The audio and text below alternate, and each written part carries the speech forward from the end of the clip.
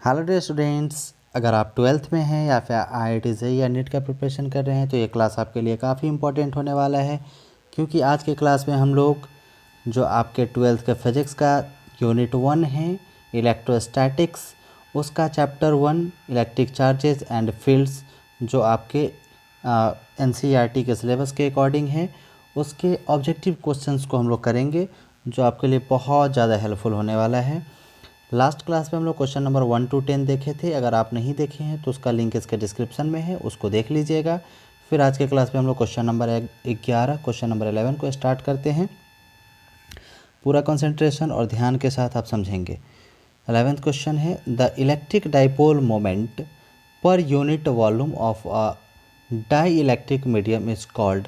सबसे पहले मैं थोड़ा सा इलेक्ट्रिक डाइपोल मोमेंट को बता दूं कि एक ऐसा सिस्टम जिसमें दो इक्वल और अपोजिट चार्ज होता है। मान लीजिए कि दोनों चार्ज का मैग्नीट्यूड सेम है, इसका Q है तो इसका भी Q है, और दोनों अपोजिट, कहने का मतलब एक नेगेटिव है तो दूसरा हमारा पॉजिटिव है। ठीक है, तो एक ऐसा सिस्टम जो टू इक्वल और अपोजिट चार्ज से मिलकर बना हो और एक खास दूरी पर रखा हुआ हो, इस सिस्टम को हम लोग इलेक्ट्रिक डाइपोल बोलते हैं। और इस सिस्टम के कारण जो हमारा इलेक्ट्रिक डाइपोल मोमेंट बनता है उसको हम लोग P वेक्टर से डिनोट करते हैं, और P vector equal to formula होता है, आपको जानना चाहिए। तो चूँकि दोनों चार्ज का वैल्यू सेम है तो दोनों चार्ज में से किसी एक चार्ज का मैग्नीट्यूड Q इंटू दोनों के बीच का डिस्टेंस 2a, तो P vector equal to Q into 2a, ये हमारा होता है इलेक्ट्रिक डाइपोल मोमेंट। अब इसका कहना है पर unit volume. Electric dipole moment per unit volume मतलब इसको आप किसी स्फीयर में डाल दीजिए। जैसे मान लीजिए कि हमारा सिस्टम है, इसको हम लोग एक स्फीयर में डाल दिए हैं, ठीक, of a dielectric medium. मान लीजिए कि ये जो मीडियम है, जो स्फीयर के अंदर मीडियम है, वो डाई इलेक्ट्रिक मीडियम है। तो इस कंडीशन में इसको क्या कहा जाएगा? तो ये एक तरह से डायरेक्ट आपका एक स्टेटमेंट है या फिर डिफिनीशन का ही एक तरह का परिभाषा है कि electric dipole moment per unit volume of a dielectric medium is called polarisation vector. इसको आप डायरेक्ट याद रखेंगे कि जो हमारा वैद्युत द्विध्रुव आघूर्ण पर इकाई आयतन का जो होता है किसी डाइइलेक्ट्रिक मीडियम का, उसको हम लोग बोलते हैं पोलराइजेशन वेक्टर। फिर क्वेश्चन नंबर 12 है, a point charge Q is rotated around another point charge Q। एक छोटा सा जो हमारा चार्ज है, मान लीजिए कि एक बड़ा सा चार्ज यहाँ पे मान लीजिए कैपिटल Q है। अब इसके चारों तरफ एक छोटा सा चार्ज स्मॉल q, ये जो स्मॉल q है इसको रोटेट किया जा रहा है इस तरह से। ये छोटा वाला चार्ज जो Q है इसके चारों तरफ इस तरह से घूम रहा है, ठीक है, इन अ सर्कुलर पाथ, एक सर्कुलर पाथ में घूम रहा है। Work done by electric field on it will be. अब इसके कारण जो इलेक्ट्रिक फील्ड है, बड़ा वाला चार्ज Q के कारण जो इलेक्ट्रिक फील्ड है, इसके कारण बोल रहा है कि इस चार्ज के ऊपर कितना वर्क होगा। आप ध्यान से समझेंगे, चूँकि यहाँ से हमारा इलेक्ट्रिक फील्ड लाइन चारों दिशाओं में निकल रहा है। इलेक्ट्रिक फील्ड लाइन हमारा क्या हो रहा है, चारों तरफ निकल रहा है। आप जानते हैं कि पॉजिटिव चार्ज के कारण क्या होता है, इलेक्ट्रिक फील्ड लाइन बाहर की तरफ जा रहा हो तो बाहर की तरफ निकलता है। तो यहाँ पर इलेक्ट्रिक फील्ड लाइन इस तरह से चारों तरफ यूनिफॉर्मली, मतलब एक तरफ से, जैसे मान लीजिए यहाँ पर जितना मैग्नीट्यूड का होगा, जितना परिमाण का होता है मैग्नीट्यूड का, यहाँ भी मतलब इलेक्ट्रिक फील्ड लाइन एक ही वैल्यू का चारों तरफ से निकल रहा है। चूँकि हमारा जो फोर्स है, अगर हम कहीं पर भी देखें, मान लीजिए कि इस पोजीशन पर, मान लीजिए देखिए यहाँ पर अगर चार्ज है तो इस पोजीशन पर जो हमारा इलेक्ट्रिक फील्ड लाइन के कारण फोर्स लगेगा इस डायरेक्शन में। यहाँ पर देखें तो यहाँ पर फोर्स हमारा इस डायरेक्शन में लगेगा, यहाँ पर देखें तो फोर्स हमारा इस डायरेक्शन में लगेगा। तो इस कंडीशन में हम लोग क्या ऑब्जर्व कर रहे हैं कि फोर्स हमारा इधर लग रहा है, लेकिन डिस्प्लेसमेंट जो है हमारा इधर नहीं हो रहा है। डिस्प्लेसमेंट हमारा किधर हो रहा है, सर्कुलर पाथ पे हो रहा है। तो इस कंडीशन में हमारा डिस्प्लेसमेंट क्या हो जा रहा है, जीरो। तो हम लोग पहले से जानते हैं फॉर्मूला के according, work equal to force into displacement. तो फोर्स हमारा अप्लाई हो रहा है इलेक्ट्रिक फील्ड लाइन के कारण, लेकिन डिस्प्लेसमेंट हमारा जीरो है, मतलब वर्क हमारा क्या हो जाएगा, जीरो, कोई वर्क डन नहीं हो रहा है। तो ऑप्शन हमारा ए हो जाएगा। फिर क्वेश्चन नंबर 13 है, the SI unit of electric charge is. ये तो बहुत सिंपल है, आपको हमेशा ध्यान में रखना चाहिए कि जो हमारा इलेक्ट्रिक चार्ज है उसका SI यूनिट कूलम्ब होता है। इसका CGS यूनिट भी कभी कभी पूछ देगा, तो आप ध्यान में रखेंगे स्टैट कूलम्ब। फिर यहाँ पर एम्पियर किसका है, इलेक्ट्रिक करंट का SI यूनिट है। फैराड किसका है, कैपेसिटेंस का, कैपेसिटर का SI यूनिट है फैराड।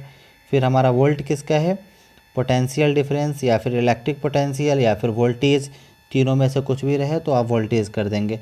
और इलेक्ट्रिक चार्ज का हमारा क्या है, कूलम्ब।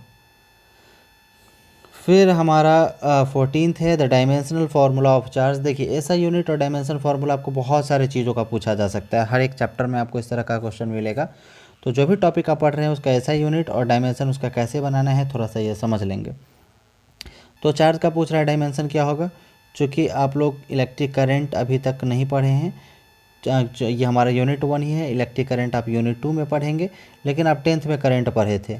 करंट का डिफिनीशन क्या होता है, flow of charge with time is called electric current. समय के साथ आवेश के प्रवाह को हम लोग धारा कहते हैं, करंट कहते हैं। तो Q इक्वल टू हमारा क्या हो जाएगा, ये T जाकर इधर मल्टीप्लाई हो जाएगा, मतलब I इंटू टी। मतलब I हमारा करंट है, तो करंट का ऐसा यूनिट जो हमारा होता है एम्पियर ए, हम लोग डायमेंशन लिखने के लिए यही यूज़ करते हैं, I के बदले ए। और जो हमारा टाइम होता है, टाइम के बदले हम लोग यूज़ करते हैं, टाइम के लिए हम लोग T यूज़ करते हैं, तो टाइम के लिए हम लोग T यूज़ करेंगे। तो क्या हो जाएगा, इसका डायमेंशन हमारा AT, और डायमेंशन को हम लोग बड़ा वाला ब्रैकेट में इस तरह से घेर देते हैं, मतलब डायमेंशन हमारा हो जाएगा चार्ज का AT। कहीं कहीं पर आपको IT भी मिल सकता है, चूँकि हम लोग जो डायमेंशन लिखना होता है उसमें ए भी यूज़ कर सकते हैं और इसके बदले आई भी यूज़ कर सकते हैं करंट के लिए, या तो ए या फिर आई, लेकिन जनरली लोग ए ही यूज़ करते हैं, इसलिए इसमें ऑप्शन AT दिया हुआ है। तो कहीं पर अगर IT ऑप्शन में अगर आपको मिले तो घबराना नहीं है, आप IT भी टिक कर सकते हैं। दोनों एक साथ नहीं होगा, AT और IT एक साथ कभी नहीं होगा, इस तरह का मिसकंसेप्शन नहीं रखिएगा, या तो AT होगा या फिर IT होगा। तो हमारा ऑप्शन हो जाएगा option A, AT। Dimensional formula of charge is AT। फिर 15th है हमारा, the electric charge on an electron has a magnitude of. एक इलेक्ट्रॉन पे चार्ज का मैग्नीट्यूड कितना होता है, एक इलेक्ट्रॉन पे इलेक्ट्रिक चार्ज का वैल्यू कितना होता है। तो आप लोग क्या जानते हैं कि एक चार्ज पे एक इलेक्ट्रॉन पे जो हमारा चार्ज का वैल्यू होता है वो -1.6 इंटू 10⁻⁻19 कूलम्ब होता है। चूँकि ये क्या पूछ रहा है, मैग्नीट्यूड पूछ रहा है, तो मैग्नीट्यूड के लिए हम लोग क्या करेंगे, हमेशा इसको मॉड में लेते हैं। इसको जो वैल्यू है हमेशा इसको हम लोग मॉड में लेंगे। मॉड में लेने का मतलब क्या होता है कि हमेशा हम लोग उसका पॉजिटिव वैल्यू लेंगे। जब भी मैग्नीट्यूड पूछे तो आपको पॉजिटिव वैल्यू लेना है, मतलब इलेक्ट्रिक चार्ज एक इलेक्ट्रॉन पे कितना हो जाएगा, option B 1.6 into 10⁻⁻19 coulomb. Negative वाले पोर्शन को आप कैंसिल कर देंगे, निगेटिव आपको नहीं कंसिडर करना है। क्वेश्चन नंबर 16 है, which of the following charge does not exist. इनमें से कौन सा चार्ज एग्जिस्ट नहीं करता है। इस तरह का क्वेश्चन आपसे अलग अलग वैल्यू के साथ पूछा जा सकता है बिल्कुल। तो आपको यहाँ पर कौन सा कॉन्सेप्ट लगाना है, क्वांटाइजेशन ऑफ चार्ज का। क्वांटाइजेशन ऑफ चार्ज का क्या कहना है, जो चार्ज एक बॉडी से दूसरे बॉडी में जाएगा वो हमेशा किस फॉर्म में जाएगा, integral multiple of positive and negative natural number. मतलब एक बॉडी से मान लीजिए इलेक्ट्रॉन निकल रहा है और दूसरे बॉडी में इलेक्ट्रॉन जा रहा है, तो इस कंडीशन में इलेक्ट्रॉन हमेशा या तो एक ठो इलेक्ट्रॉन निकलेगा, दो ठो निकलेगा, तीन ठो निकलेगा, 4 5 6 8 10 18 5000 2000 5 3000 4000 इस तरह से निकलेगा। कभी भी इस तरह का नहीं होगा कि 1.5 इलेक्ट्रॉन इसमें से निकला और इसमें आ गया। कभी भी नहीं होगा कि 3/5 इलेक्ट्रॉन इसमें से निकला और इसमें आ गया। हमेशा किस में निकलेगा, नेचुरल नंबर के फॉर्म में, जो जिससे निकलेगा उस पर पॉजिटिव चार्ज और जिसमें जाएगा उस पर निगेटिव चार्ज। इसलिए हम लोग प्लस माइनस दोनों एक साथ यूज़ कर लेते हैं कि लेन देन दोनों को हम लोग एक साथ शो कर सके, एक साथ प्रदर्शित कर सके। तो वही इसका पूछना है कि कौन सा चार्ज एग्जिस्ट नहीं कर रहा है। तो फॉर्मूला हम लोग क्या जानते हैं, Q इक्वल टू +-NE। तो हमारा चार्ज का वैल्यू इसमें पता है, चार चार्ज का वैल्यू है, और हम लोग जानते हैं इलेक्ट्रॉन का वैल्यू अभी आप देखे हैं कितना, 1.6 इंटू 10⁻⁻19 कूलम्ब है ना। तो यहाँ पर हमको फाइंड क्या करना है, n अगर हमारा नेचुरल नंबर आता है तो माना जाएगा कि ये हमारा चार्ज एग्जिस्ट कर रहा है। और अगर n नेचुरल नंबर नहीं आता, मान लीजिए डेसिमल में आ गया 3.2 14.8 इस तरह से कुछ आ जाएगा, या फिर फ्रैक्शन में आ गया 3/7 2/8 इस तरह से कुछ भी आ गया अगर फ्रैक्शन में, तो माना जाएगा कि ये चार्ज एग्जिस्ट नहीं करेगा। जैसे मान लीजिए फर्स्ट को हम लोग चेक करते हैं, 3.2 इंटू 10⁻⁻19 है। तो हम लोग फार्मूला क्या था हम लोग के पास, Q इक्वल टू NE। तो n इक्वल टू क्या हो जाएगा, जो हमारा चार्ज का वैल्यू है Q और डिवाइडेड बाई E का वैल्यू कितना होता है, 1.6 इंटू 10⁻⁻19। 10⁻⁻19 से 10⁻⁻19 कैंसिल, 1.6 से 3.2 दो बार में कैंसिल। तो हमारा वैल्यू जो आया है n का वो क्या है, नेचुरल नंबर है। तो नेचुरल नंबर है तो वो चार्ज हमारा एग्जिस्ट करेगा, जो नेचुरल नंबर नहीं आएगा वो चार्ज एग्जिस्ट नहीं करेगा। तो आपको क्या देखने से लग रहा है, 10 का पावर -19 से 10 का पावर -19 कैंसिल हो जाएगा, और 1.6 से 6.4 4 बार में कैंसिल हो जाएगा, मतलब ये भी चार्ज एग्जिस्ट करेगा। और 1.6 से 1.6 एक बार में कैंसिल हो जाएगा, 10 के पावर -19 से 10 के पावर -19 एक बार में कैंसिल हो जाएगा, मतलब ये भी एग्जिस्ट करेगा।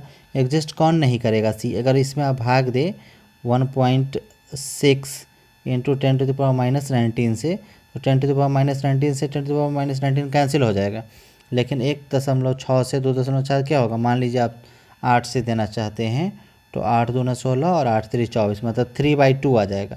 3/2 फ्रैक्शन में है, या फिर 1.5 कहिए, तो 1.5 इलेक्ट्रॉन क्या कभी ट्रांसफ़र होगा, कभी नहीं होगा। आपका हमेशा कैसे ट्रांसफ़र होगा, या तो 1 ठो या तो 2 ठो, इस फॉर्म में ट्रांसफ़र होगा। तो आपका आंसर क्या हो जाएगा, ऑप्शन सी।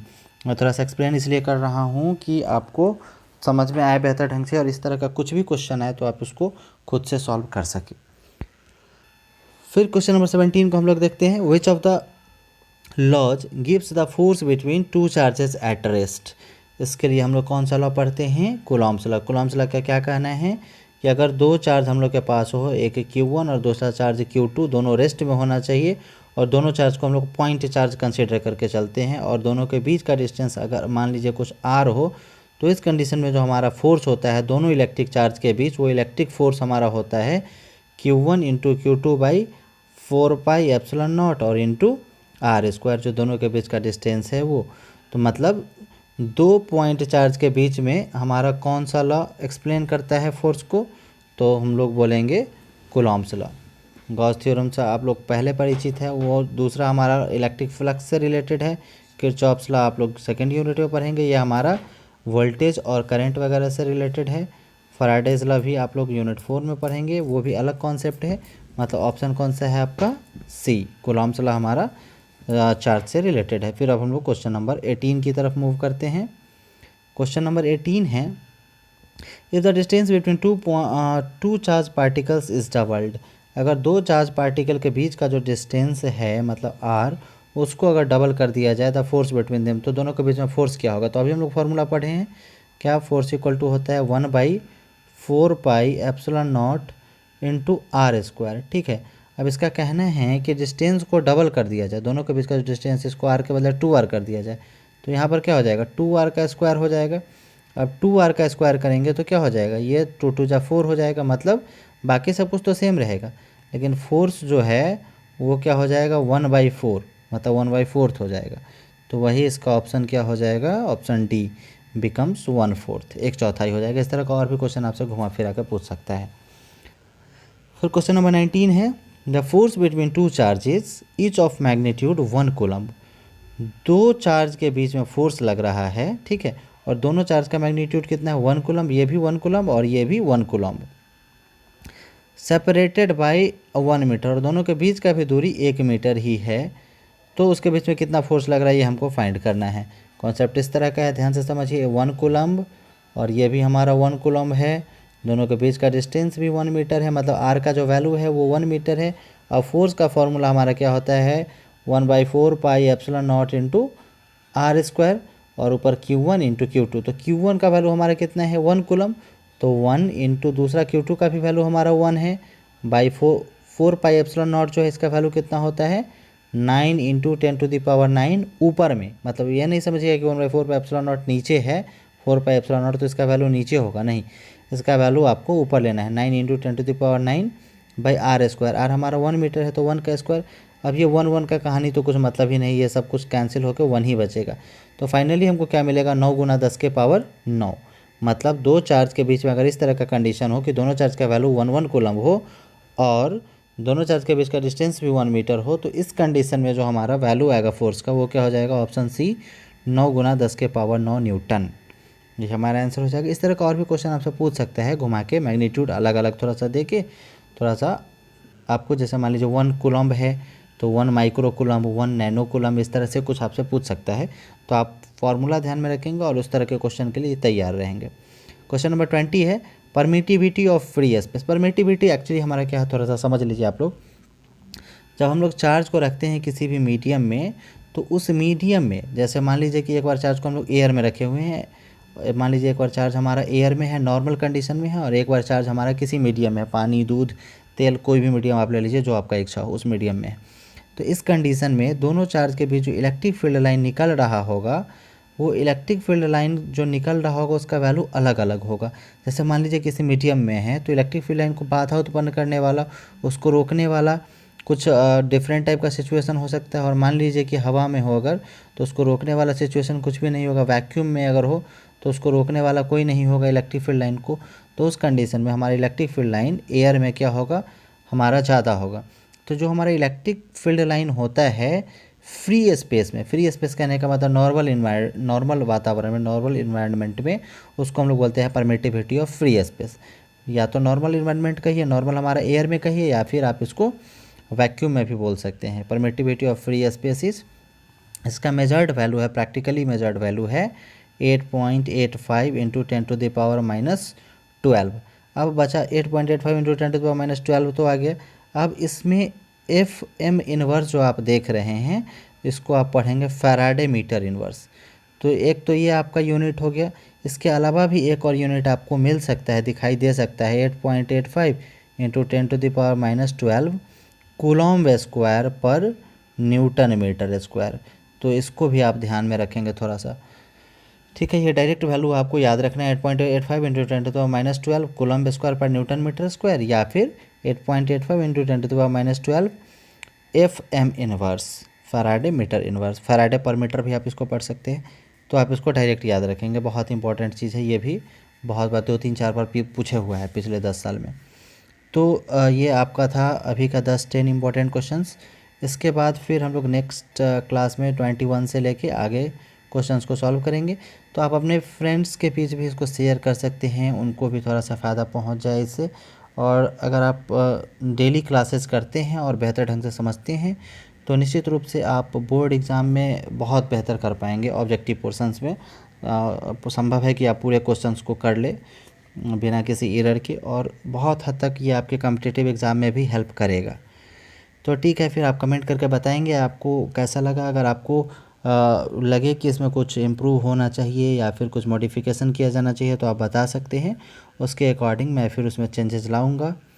तो ठीक है, तब तक आप लोग अपना ख्याल रखिएगा, अच्छे से रहिएगा। मिलते हैं फिर हम लोग नेक्स्ट क्लास में, तब तक के लिए बाय बाय।